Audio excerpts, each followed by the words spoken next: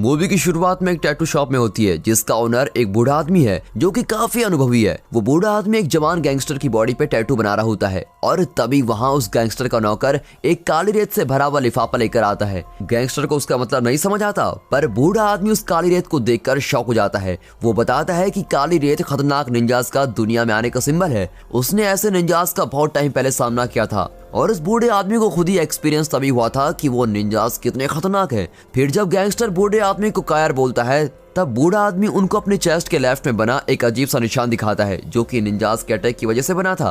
फिर बूढ़ा आदमी गैंगस्टर और उसके साथियों को बताता है कि उसके जन्म से ही उसका दिल राइट साइड में है जिसकी वजह से वो अभी तक जिंदा है। अब अचानक से एक आदमी का सर दो हिस्सों में काट दिया जाता है, सभी जगह खून ही खून फैल जाता है और फिर एक तार ऊपर छत से नीचे आती है और एक आदमी को फंसाकर ऊपर खींच लेती है। जब उस आदमी को नीचे फेंका जाता है तब उसके पेट के कुछ हिस्से नीचे आते हैं। निंजास अभी भी अंधेरे में छुपे हुए हैं और बाकी बचे हुए लोगों को भी एक ही बार में काट देते हैं और सारा खून खराब हो जाता है। फिर सभी के मरने के बाद निंजास रूम के अंधेरे वाले कॉर्नर से बाहर आते हैं। फिर हमें अगले सीन में जापान के ओजुनु कबीला को दिखाया जाता है। ये कबीला एक निंजास का कबीला है जिसको निर्दयी लॉर्ड ओजुनु चलाता है। ये कबीला पूरी दुनिया के बच्चों को इकट्ठा करता है और इन बच्चों को बहुत ही टफ ट्रेनिंग दी जाती है जिससे वे निंजा बन जाए। ये निंजास वर्ल्ड के बड़े बड़े लीडर्स में पॉपुलर हैं और बाकी दुनिया से छुपे हुए होते हैं। कोई भी इंसान अगर उस कबीले को 100 पाउंड्स गोल्ड देगा तो वो उन निंजास को यूज करके किसी को भी जान से मरवा सकता है। ओजुनु कबीला बहुत सालों से छुपा हुआ है और ऐसे काम कर रहा है और Russian president, Japanese prime minister और बहुत से बड़े नाम वाले लोगों को मारने के पीछे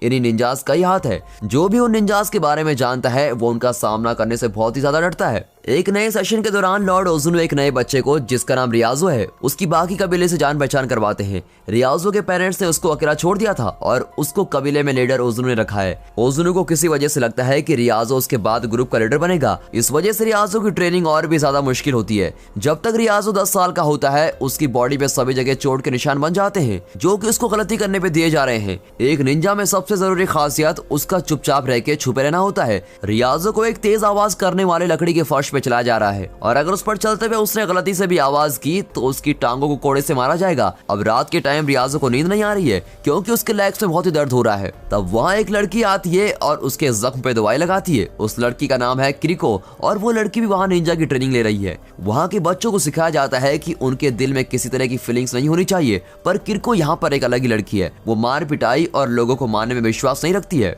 अब टाइम बहुत ही जल्दी निकलता है। रियाजो और किरको साथ साथ बड़े होते हैं, कभी मुश्किल से ही बात करते हैं पर हमेशा एक दूसरे को ढूंढते रहते हैं। रियाजो ओजुनु का ट्रेन की आवाज सबसे टैलेंटेड निंजा बन जाता है, पर एक लड़ाई के दौरान दिखाया जाता है कि रियाजो अपने एक सीनियर तेकेशी से हार जाता है। तेकेशी उसको बेईमानी से हरा देता है। मास्टर ओजुनु उस बेईमानी को अलाउ कर देते हैं और रियाजो को कमजोर बता देते हैं। ओजुनु एक फिंगर टेक्निक रियाजो पे यूज करता है जिस वजह से उसको बहुत ही दर्द होता है। अब इसके बाद ओजुनु बहुत मुश्किल टेस्ट लेता है जिसमें रियाजो को बिना किसी मेडिकल ट्रीटमेंट के पूरी रात गुजारनी है। जब अगली सुबह ओजुनु ट्रेनिंग के लिए आता है तो अपने स्टूडेंट्स रियाजो को तैयार देखकर बहुत ही प्राउड फील करता है कि रियाजो ने मुश्किल टेस्ट पास कर लिया है। जल्दी रियाजो कबीले का सबसे टैलेंटेड निंजा बन जाता है और आंखें और हाथ पे पट्टी बंदी होने के बावजूद भी वो अपने अपोनेंट्स को हरा देता है। किरिको को उस पर फख्र होता है, पर वो ओजुनु की जिंदगी जीने के रूल्स को बिल्कुल पसंद नहीं करती। वो बार बार कबीले के रूल्स को तोड़ती रहती है और उसको रियाजो काफी बार वार्न भी करता है। रियाजो को डर होता है कि अगर लीडर ओजुनु को पता चल जाएगा तो वो किरिको का दिल निकाल कर उसको मार देगा,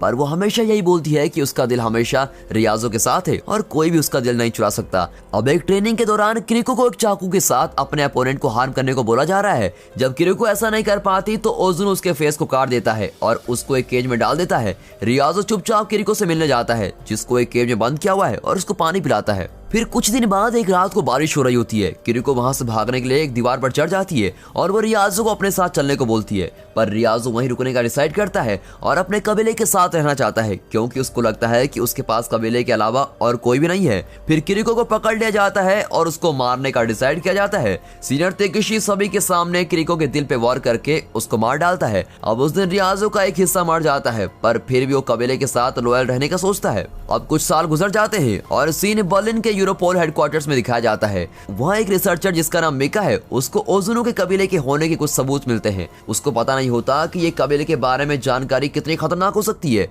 और वो ये जानकारी लेके अपने सीनियर मॉस्लो के पास जाती है, लेकिन सीनियर मानने से मना कर देता है। पर मिका उसको रिपोर्ट दिखाती है जो कि रिलेशन दिखाती है कि लीडर्स ने पैसे दिए हैं बहुत बड़े बड़े लोगों को मरवाने के लिए। मॉस्लो को अब इसमें इंटरेस्ट आ जाता है और वो डिसाइड करता है कि वो इस बारे में और अच्छे से पता लगाएगा। फिर उनको पता चलता है कि एक बड़ा केजीबी एजेंट जिसका नाम सावाटिन है, पास्ट में उसने भी ऐसे ही कुछ रिपोर्ट्स बनाई थी। जब उसकी बात लोगों तक पहुंचने लगी तो उसको उसकी जॉब से निकाल दिया गया था और फिर उसको मार भी दिया गया था। फिर हमें दिखाया जाता है कि रियाजो भी बर्लिन में है और वो एक बेकार से अपार्टमेंट में एक स्पेशल काम के लिए रह रहा है। वो हमेशा की तरह अपने मास्टर की सिखाई मुश्किल ट्रेनिंग कर रहा होता है। अब एक दिन वो एक लॉन्ड्री शॉप में जाता है और वहाँ उसको एक लड़की मिलती है। वो अच्छी दोस्ताना दिख रही होती है, पर तभी उस लड़की को पहचान लेता है कि वो लड़की तो एक निंजा है। वो दोनों एक दूसरे पर अटैक कर देते हैं और उनके बीच जबरदस्त फाइट चलती है। फिर वहाँ दिखाया जाता है कि वॉशिंग मशीन से ब्लड बाहर आ रहा है और उसके अंदर उसी लड़की की बॉडी घूम रही होती है। और दूसरी तरफ मिका अपनी इन्वेस्टिगेशन जारी रखती है और सवाटिन की वाइफ से मिलने पहुंच जाती है। सवाटिन की वाइफ बोलती है कि उसका हस्बैंड एक स्ट्रॉन्ग हिम्मत वाला आदमी था, पर ये सब घटना होने के बाद से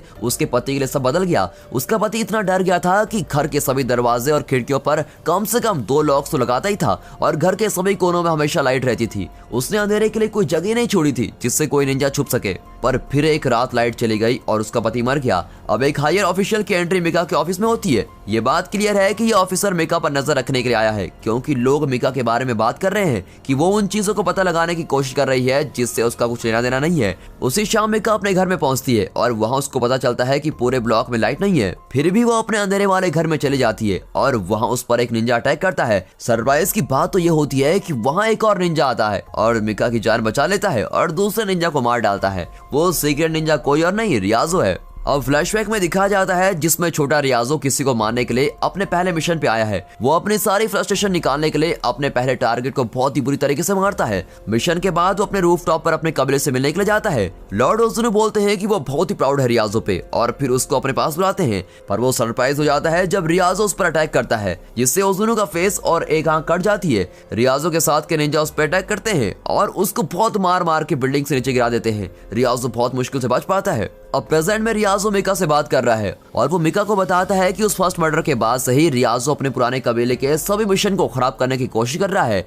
और इसी वजह से उसने मिका की जान बचाई है। अब वो दोनों ड्राइव करके एक होटल जाते हैं और वहाँ कपड़े चेंज करते हैं, क्योंकि निंजास अपने शिकार को ढूंढने के लिए एक स्पेशल स्मेल टेक्निक यूज करते हैं। फिर मिका मॉस्लो को कॉल करती है और बताती है कि वो रियाजो के साथ है। मॉस्लो को रियाजो को पकड़वाने के लिए ऑर्डर्स दिए गए हैं। मॉस्लो को पता है कि रियाजो उनका मेन टारगेट नहीं है और उसको अपने आप को बचाने के लिए ऑर्डर्स को मानना पड़ेगा। जब वो तीनों अपने नेक्स्ट स्टेप को डिस्कस करने के लिए मिलते हैं, रियाजो को पुलिस घेर लेती है और अरेस्ट भी कर लेती है। उसको एक हाइड आउट में ले जाया जाता है जहां उसको अकेले चेन में बांध कर रखा हुआ है। अब मिका को पता लग जाता है कि मॉस्लो ने ही रियाजो को अरेस्ट करवाया है, पर फिर भी मॉस्लो रियाजो को छोड़ने से मना कर देता है क्योंकि रियाजो प्रिजन में सेफ है। रात को मिका रियाजो के पास जाती है और उसको पानी देती है। रियाजो तब बताता है कि उसको मारने के लिए निंजास कुछ ही सेकंड्स में आने वाले होंगे। मिका ये बात मॉस्लो को बताती है, पर बहुत लेट हो जाती है। लाइट चले जाती है और निंजास अंधेरे से बाहर आते हैं। सबसे एडवांस हथियार होने के बाद भी सोल्जर्स और निंजा के सामने वीक साबित होते हैं। मिका रियाजो की चेन खोल देती है। इससे पहले कोई उसको मारे, रियाजो निंजा से लड़ाई करता है और मिका को भाग जाने को बोलता है क्योंकि वो दोनों की जान नहीं बचा सकता।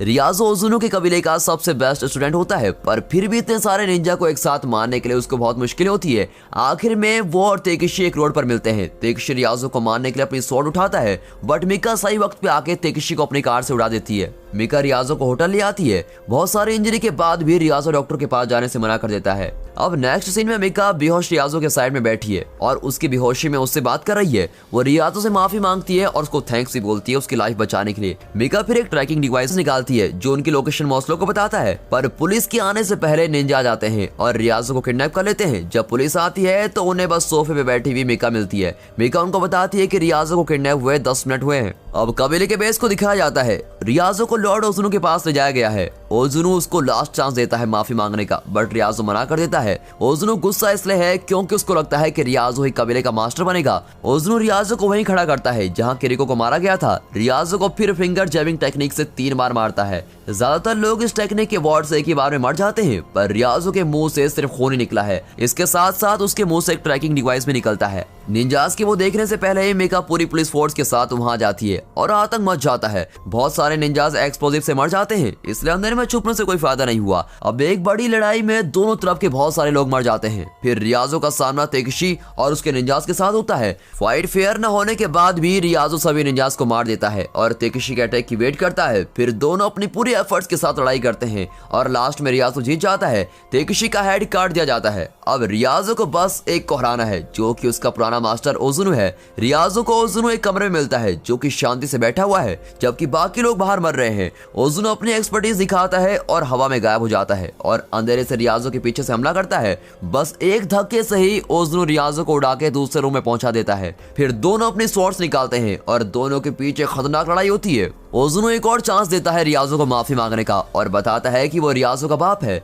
रियाजो गुस्से और फ्रस्ट्रेशन से बोलता है कि वो किसी का बेटा नहीं है और जिस सेकंड वो ओजुनु को मारेगा वो सेकंड उसकी लाइफ की पहली सांस होगी। और ऐसे बोलते ही दोनों एक दूसरे से लड़ने के लिए आगे जंप करते हैं पर ओजुनु दोबारा गायब हो जाता है। अब अचानक से मिका रूम में रियाजो की हेल्प करने के लिए एंटर करती है बट तभी वहां ओजुनु अंधेरे से वापस आता है और मिका पे अटैक करता है और अपनी स्वॉर्ड को उसकी छाती में घुसा देता है। अब लड़ाई ओजुनु जीत रहा होता है। फिर रियाजो सेम ट्रिक यूज करके उसकी बॉडी को काट डालता है। आखिर में ओजुनु अपने कंधे पे स्वॉर्ड लगने से मर जाता है। रियाजो मिका को लेकर बाहर आता है और डॉक्टर उसका इलाज करते हैं। मिका का दिल चेस्ट की राइट साइड में होता है जिसका मतलब है कि वो ठीक हो जाएगी। अब लास्ट के सीन में रियाजो एकेडमी की दीवार से जंप करता है जैसा कि किरिको चाहती थी। और दोस्तों यहाँ पर ये मूवी खत्म होती है। मुझे उम्मीद है आपको मूवी और वीडियो अच्छी लगी होगी तो वीडियो को एक लाइक और चैनल को सब्सक्राइब अभी कर दें। And finally thanks for watching.